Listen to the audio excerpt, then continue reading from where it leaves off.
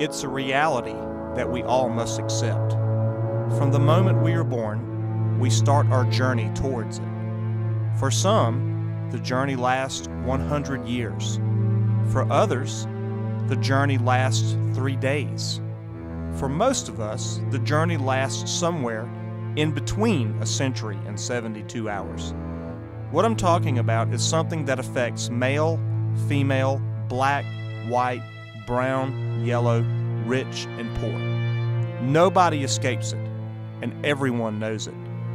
What I'm talking about causes fear for some and relief for others. I think about it from time to time. It's not the centerpiece of all my thoughts, and it's certainly not an obsession. But every now and then, I ponder over it. When, where, and how will it happen to me? What I'm talking about is death. It's inevitable.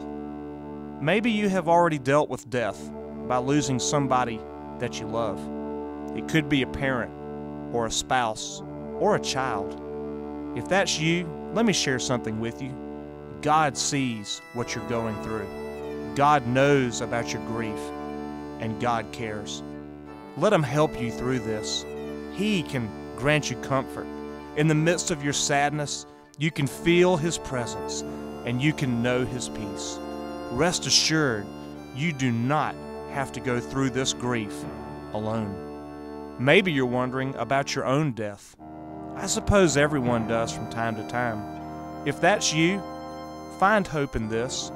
There is something wonderful beyond this life. Something that is beautiful, something that is safe, something that is perfect, and something that is eternal. Jesus Christ was raised from His tomb to eternal life. He was dead on Friday and alive again on Sunday. This real miracle gives us hope and as we face our own death. If He lives for eternity, and if we are connected with Him, then we too will live for eternity. Death is not the end. It is the door through which we step into the eternal presence of God.